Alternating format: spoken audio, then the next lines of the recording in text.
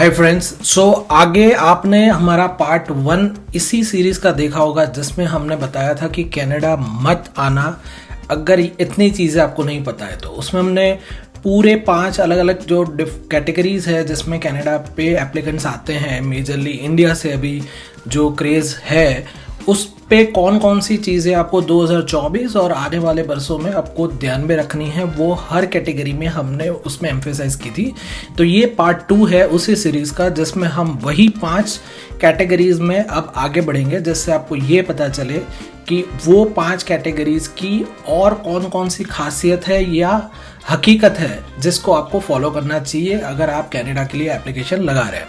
तो इस वीडियो की शुरुआत करते हैं पार्ट 2 के साथ, बट मेक श्योर कि आप ये वीडियो को ज़्यादा से ज़्यादा अपने फ्रेंड्स और रिलेटिव्स के साथ शेयर करें और ये इस चैनल को सब्सक्राइब करें, जिससे हम हो सके उतने लोगों को इस चीज़ों के बारे में बता पाए और उनको ये अवेयरनेस दे पाए कि अगर उनको कनाडा का वीज़ा इन कोई एप्लीकेशंस में लगाना है तो उनको ये चीज़ें फॉलो करनी होगी। Let's begin with our this part 2। आपको यहाँ पे टेबल दिख रहा है जिसमें हमने डिफरेंट कैटेगरीज बताई हुई है जिसमें आप कनाडा का एप्लीकेशन लगाते हैं।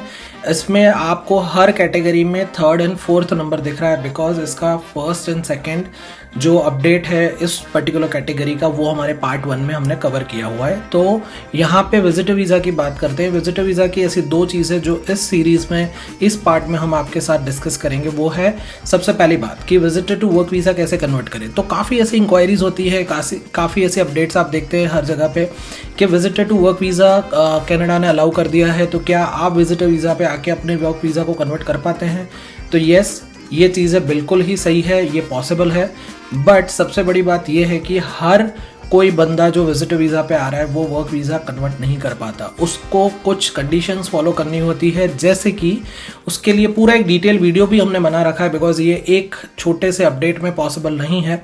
बट यहाँ पे ये चीज़ क्लियर करना बहुत ज़रूरी है कि जब भी आपको वर्क वीज़ा अप्लाई करना है तो आपको ऐसा एम्प्लॉयर ढूंढना होगा जो आपका जो ऑक्यूपेशन है या आपकी प्रोफाइल है उसके बारे में कैनेडियन गवर्नमेंट के जो लेबर डिपार्टमेंट है उसमें से ये अप्रूवल ला दे कि आपके जैसा एम्प्लॉई या फॉरेन वर्कर उनको आसानी से नहीं मिल रहा है, इस वजह से वो आपको स्पॉन्सर करना चाहते हैं। तो आपकी वो प्रोफाइल इतनी यूनिक और रिक्वायर्ड जो उसके पैरामीटर्स है उसको फॉलो करती होनी चाहिए। और दूसरी ये बात होनी चाहिए कि आपका विजिटर वीज़ा का ड्यूरेशन, जो आपका विजिटर वीज़ा पे आप कनाडा ट्रैवल करते हैं तो कितने ड्यूरेशन तक आप एक सिंगल विजिट में रह पाते हैं, तो वो 6 महीने का अलाउड होता है। मतलब 6 मंथ के लिए you are allowed to stay on visitor visa in your single visit.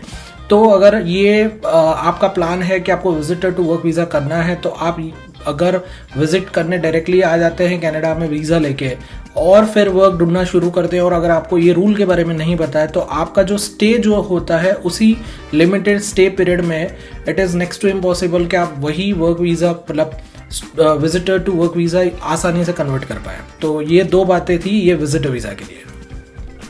अब बात करते हैं स्टूडेंट वीज़ा की कैटेगरी। तो स्टूडेंट वीज़ा की कैटेगरी में भी 2 फैक्ट यहाँ पे बताएंगे आपको कि पहला ये है कि GIC के बारे में कि गारंटेड इन्वेस्टमेंट सर्टिफिकेट जो कनाडा में आप अपने लिविंग कॉस्ट के लिए लगाते हैं उसकी अमाउंट पहले $10,000 थी, उसकी जगह अब ये बढ़ के डबल हो गई है, उसके ऊपर हो गई है। सो उसकी जो अमाउंट है उसका हम यहाँ पे एक चार्ट रख रहे हैं कि अभी वो कौन पर्टिकुलर मतलब कौन कौन सी वो बैंक है जो आपको GIC दे रही है, एज वेल एज उनका जो अमाउंट हो गया है वो आपको वापस कैसे दिया जा रहा है। बिकॉज ये बात जानना बहुत ज़रूरी होता है कि आप अगर GIC का अमाउंट 20,000 के ऊपर भर रहे हैं, 20,635 के ऊपर भर रहे हैं, तो आपको वो अमाउंट वापस कैसे मिलेगा वो आपको क्लैरिटी होनी चाहिए। तो जिससे कई स्टूडेंट को ये लगता है कि मुझे $20,000 के ऊपर जो मैंने अमाउंट भरा है वो मुझे कनाडा जाने के बाद वहाँ पे 2 साल के अंदर मिलेगा, बट ऐसा नहीं है। बट ऑन अराइवल आपको वो अमाउंट कुछ बड़े पार्ट में मिल रही है और साथ साथ में ये हो रहा है कि बाकी की जो अमाउंट है वो इक्वल इंस्टॉलमेंट में आपको वापस दी जा रही है। तो वो चार्ट भी हमने यहाँ सेपरेटली रखा है तो जिससे आपका अंडरस्टैंडिंग क्लियर होगा GIC के बारे में। और दूसरा ये है कि लो मार्क और low grades and as well as the gap in study.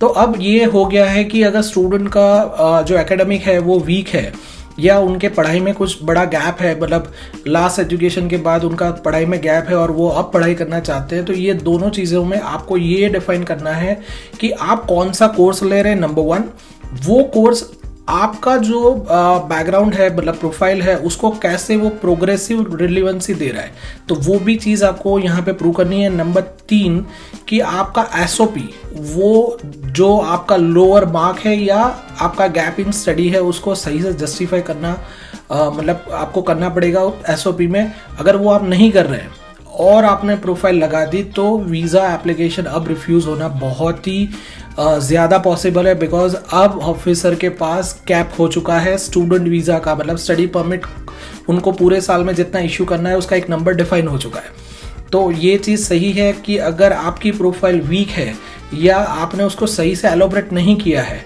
तो वो रिफ्यूज़ल आपका कनाडा का स्टूडेंट वीज़ा का पॉसिबल है, just because of lake of such kind of procedure. अब थर्ड पार्ट के बारे में बात करते हैं, वो है SOWP मतलब स्पाउस वीज़ा।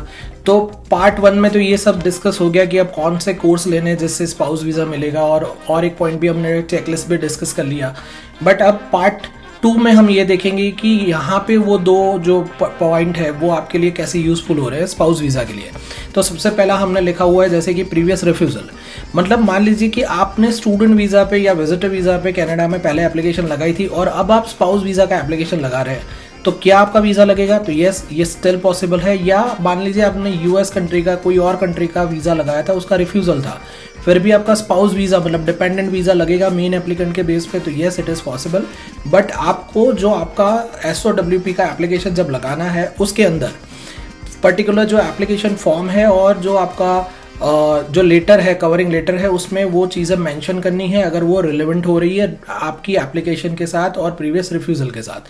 तो ये चीज़ें मेंशन करना बहुत ही ज़रूरी है। आपका मेन फॉर्म भी उसमें एक क्वेश्चन होता है, वो स्पेस दे रहा है कि जहाँ पे ये चीज़ आप मेंशन कर पाते हैं, तो वहाँ पे अगर आप प्रीवियस रिफ्यूज़ल के बारे में वीज़ा ऑफिसर को नहीं बताते तो आपका वीज़ा रिफ्यूज़ल आना पॉसिबल है। तो ये चीज़ को बहुत ध्यान से आपको चेक करना चाहिए। और नंबर 2 कि SOWP मतलब स्पाउस ओपन वर्क परमिट पे अगर कोई बंदा आ रहा है, मतलब वाइफ या हस्बैंड जो आ रहे हैं वहाँ पे कनाडा में, तो उनका जो रूल होता है, क्या मतलब उनको अलाउड होता है वर्क कैसे करना है, तो ये क्वेश्चंस भी काफ़ी हमारे पास आते हैं। तो SOWP पे the day you land in Canada आपको जो वर्क परमिट मिलता है वो ओपन वर्क परमिट मिलता है, जो हमने हमारे पार्ट 1 में वर्क परमिट के कैटेगरी में बताया था। तो ओपन वर्क परमिट ऐसी चीज़ है जिसमें आप कोई भी जॉब कर सकते हैं, कितने भी घंटे कर सकते हैं। तो ये भी कई बार कन्फ्यूजन होता है कि सर मैं 40 आवर्स ही काम कर सकता हूँ SOWP पे। नहीं, ऐसा नहीं है। आप यहाँ आने के बाद अनलिमिटेड आवर्स आप काम कर सकते हैं। तो SOWP पे कुछ एप्लीकेंट्स ये भी होते हैं कि उनको एक साथ 2 जॉब भी मिल जाती है, या एक जॉब कर रहे हैं अलग और एक जॉब कर रहे हैं अलग, तो 2 जॉब से भी उनका अर्निंग लेवल कवर होता है। तो कनाडा में ये चीज़ बहुत ही अच्छी है स्पाउस वीज़ा को लेके। अगर आप स्पाउस वीज़ा पे आ रहे हैं तो आपको ओपन वर्क परमिट मिलती है। और सबसे बड़ी बात, आपके वीज़ा की एक्सपायरी आपके मेन एप्लीकेंट जो होते हैं उनके एक्सपायरी जितनी ही होती है। मतलब आप स्टूडेंट वीज़ा पे आपका मेन एप्लीकेंट वहाँ पे है या वर्क परमिट पे है, तो उनका जो परमिट का एक्सपायरी है वही एक्सपायरी आपका होगा। तो आप साथ साथ में उसको एक्सटेंड भी करवा सकते हैं जब जब उनका एक्सटेंशन आ रहा है मेन एप्लीकेंट का। और नंबर 3 कि आप जो एक रूल समझना चाहते हैं, वो सबसे बड़ा रूल है कि SOWP पे आप जब जाते हैं तो आपका जो प्रोफाइल का वर्क एक्सपीरियंस है वो क्या आपके लिए PR के दरवाजे खोल देता है? तो yes it is still possible कि SOWP पे आने वाला जो एप्लीकेंट होता है वो भी अपना प्रोफाइल का वर्क एक्सपीरियंस यूज़ करके मेन एप्लीकेंट बन के आगे जाके PR की फाइल लगा सकता है। तो ये चीज़ें भी आपके लिए जानना बहुत ज़रूरी थी। अब बात करते हैं work permit category. Work permit category में भी हमने पार्ट 1 में अच्छी इन्फॉर्मेशन 2 पॉइंट में दी थी। अब यहाँ पे और 2 पॉइंट हम लेके आए हैं कि सबसे पहला पॉइंट हमने दिया है कि how to find a job. तो वर्क परमिट पे आपको एप्लीकेशन लगाना है तो आपको सबसे पहला जॉब चाहिए जो आपको वर्क परमिट एप्लीकेशन में मैंडेटरी रिक्वायरमेंट में आ रहा है कि आपको एप्लीकेशन लगाने के लिए कोई एम्प्लॉयर जो कैनेडियन एम्प्लॉयर है वो आपको हायर करे। तो बहुत सारी ऐसी वेबसाइट्स है जो ऑफकोर्स गूगल पे भी आपको मिल जाएगी, हम कुछ यहाँ पे लिस्ट भी रख रहे हैं। तो वो जो वेबसाइट्स है उसमें आप एप्लीकेशन लगा सकते हैं या उसमें जॉब सर्च कर सकते हैं, अपनी प्रोफाइल को मैच कर सकते हैं और एम्प्लॉयर को कांटेक्ट कर सकते हैं। अगर आपका प्रोफाइल उनकी रिक्वायरमेंट को मैच कर रहा है और वो एम्प्लॉयर आपको रिप्लाई कर रहा है तो वो आपके लिए आगे की कागज़ मतलब वर्क परमिट के लिए रिक्वायर्ड पेपर्स वो आपको दे सकता है और वो वर्क परमिट का एप्लीकेशन आप शुरू कर सकते हैं। और दूसरा जो हमने यहाँ पे बताया हुआ है कि आप अपने डिपेंडेंट्स को, मतलब हस्बैंड या वाइफ या चिल्ड्रन को साथ में लेके आ सकते हैं। तो यस, अगर आप वर्क परमिट एप्लीकेशन लगा रहे हैं तो इट इज़ एडवाइजेबल कि आप अपने डिपेंडेंट का वीज़ा आपके वीज़ा आ जाने के बाद लगाइए, जिससे ये क्लियर हो जाए कि आपका जो पर्पस है वो पहले वर्क का है, उसके बाद आपके डिपेंडेंट आपको ज्वाइन कर रहे हैं। तो ये पॉसिबल है। कुछ केसेस में ये भी है कि आप साथ में उनका वीज़ा एप्लीकेशन लगा सकते हैं। तो ये दोनों चीज़ें आपके लिए वर्क परमिट कैटेगरी में जानना बहुत ही ज़रूरी थी। और यहाँ पे जो लास्ट कैटेगरी है वो पीआर के बारे में है। पीआर में यहाँ पार्ट 2 में हमने जो 2 पॉइंट कवर किए हैं वो है कि आपको आईएलटीएस जनरल या पीटी कोर कौन सी देनी चाहिए, क्योंकि काफ़ी एप्लीकेंट्स को अभी भी ये नहीं पता है कि आईएलटीएस जनरल जो एग्ज़ाम पीआर के लिए देनी होती थी मैंडेटरीली, वो साथ साथ में, मतलब और भी ऑप्शन थे बट फेमस वाला ऑप्शन वही था। तो उसके साथ साथ में अब पीटी कोर भी अलाउड हो चुका है। तो पीटी कोर के ऊपर भी हमारा एक वीडियो ऑलरेडी पब्लिश हो चुका है। हमने बहुत ही वैलिड रीज़न के साथ कंपैरिजन वहाँ पे रख दी है कि पीटी कोर ऑलमोस्ट 50% ईजी है आईएलटीएस जनरल के सामने।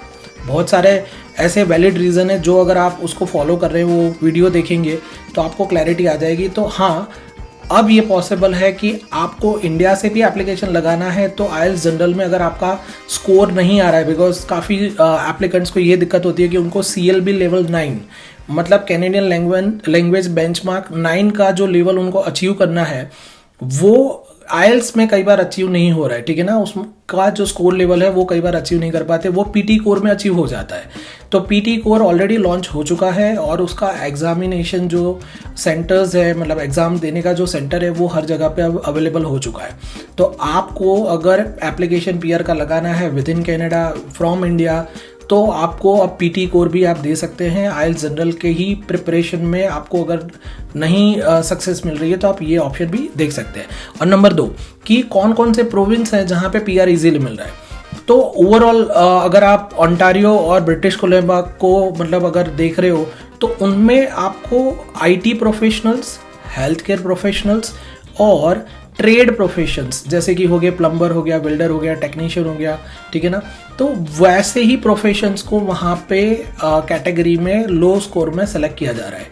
तो बाकी के ऐसे कौन से प्रोविंस है जिसमें आपको एप्लीकेशन लगाना चाहिए, तो सबसे पहला प्रोविंस अगर आप देख पाएंगे तो वो है अल्बर्टा। अल्बर्टा में ऐसे उनके प्रोविंशियल प्रोग्राम भी है और फेडरल के द्वारा, मतलब एक्सप्रेस एंट्री के अंदर भी अल्बर्टा गवर्नमेंट कम स्कोर में एप्लीकेंट्स को सेलेक्ट करती है। नंबर 2 है सस्केचुआन। तो सस्केचुआन में भी सेम है कि उनके भी खुद के प्रोग्राम चलते हैं और एक्सप्रेस एंट्री के थ्रू भी वो सेलेक्ट जल्दी करते हैं। और नंबर 3 पे मैनिटोबा पे भी करते हैं। तो मैनिटोबा में भी जो प्रोसेस के ऑप्शन है वो कंपेयर टू अल्बर्टा और सस्केचुआन के सामने कम है, but yes still it is possible. उसके बाद आप अटलांटिक रीजन में भी वही ऑप्शन ढूंढ पाते हैं। तो उसमें जो फेमस जो रीजन है अटलांटिक ऑप्शन में, मतलब अटलांटिक रीजन में, तो वो वाला ऑप्शन है नोवा स्कोशिया है और न्यू ब्रुंसविक है। वो उन दोनों के अंदर आप एम्प्लॉयर बेस्ड कैटेगरी में भी पीएनबी लगा सकते हैं और उनका अटलांटिक इमिग्रेशन प्रोग्राम चल रहा है उसमें भी लगा सकते हैं। उसके अलावा भी 2 प्रोविंसेस है, अगर उसमें भी आपको जॉब मिलती है तो आप एप्लीकेशन लगा पाते हैं। तो पीआर के ऑप्शन वैसे ये जो प्रोविंसेस मैंने आपको बताया उसमें कंपैरेटिवली ईजी होते हैं। मान लीजिए अगर आपका ओंटारियो और बीसी में स्कोर नहीं बन रहा है या आप वेट कर रहे हो और अपडेट नहीं आ रहा है, तो ये जो प्रोविंस का लिस्ट मैंने बताया वो दोनों कैटेगरी के लिए अप्लाई हो रहा है। मतलब आप अगर इंडिया से एप्लीकेशन लगा रहे हैं तो भी, और आप ऑलरेडी कनाडा में हो और पीआर के लिए स्ट्रगल कर रहे हैं तो भी। होप ये वीडियो से आपको वैल्यू मिल रही है और ये पार्ट 2 भी आपको वही इम्पॉर्टेंट नोट्स को कवर कर रहा है जो आपको अपना कैटेगरी एप्लीकेबल करना है कनाडा के लिए। तो इसी पर्टिकुलर सीरीज पे पार्ट 3 के साथ हम आपके साथ जल्द ही हाजिर होंगे, जिसमें हम और अपडेट देंगे कि आपको और कौन कौन सी चीज़ें इन्हीं कैटेगरी में ध्यान में रखनी है। Please share this video with your friends and relative. Also do subscribe our channel and हमारे कमेंट में या हमारे दिए गए कॉन्टैक्ट डिटेल्स पे आप अपना क्वेरी हमें भेज भी सकते हैं। हमारी टीम आपको ज़्यादा से ज़्यादा गाइड करेगी। Thanks for watching.